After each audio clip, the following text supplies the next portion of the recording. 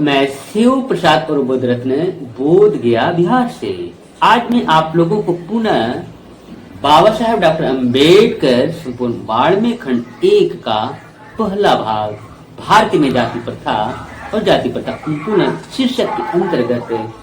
कुछ बातें संक्षिप्त तौर पर रखने जा रहा हूँ कि बाबा साहब के सामने हमारे देश में बड़े बड़े गद्दावर नेता और विद्वान माने जाते रहे हैं, तो वे भी इनके सामने नहीं टिक पाए। यह विश्लेषण केवल भारत के अंदर के लिए ही नहीं, यह दुनिया के तमाम देशों के विद्वानों को भी अध्ययन करने की जरूरत है। नमस्ते साथियों, मैं शिव प्रसाद और बुद्ध रत्न बोध गया बिहार से। आज मैं आप लोगों को पुनः बाबा साहेब डॉक्टर अंबेडकर संपूर्ण बाड़मेर खंड 1 का पहला भाग भारतीय में जाति प्रथा और जाति प्रथा पुनः शीर्षक के अंतर्गत कुछ बातें संक्षिप्त तौर पर रखने जा रहा हूँ। जैसा कि आप जानते हैं कि बाबा साहब अंबेडकर कभी भी कहीं भी अपनी बातों को बिना तर्क और प्रमाण के नहीं रखे हैं। वजह यही रहा है कि बाबा साहब के सामने हमारे देश में बड़े बड़े गद्दावर नेता और विद्वान माने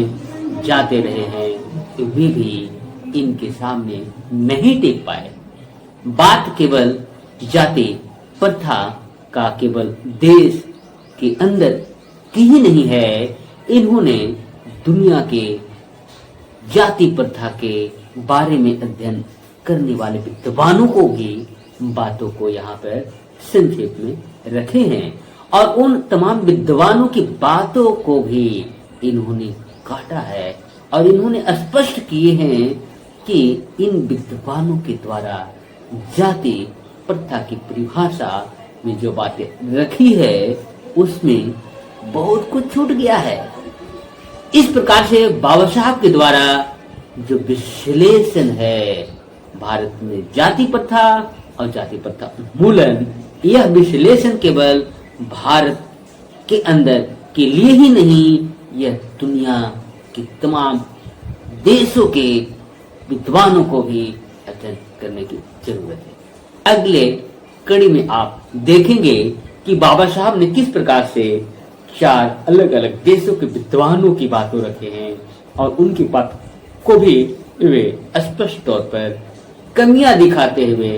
उसको कमी को जोड़ने का काम करते हैं।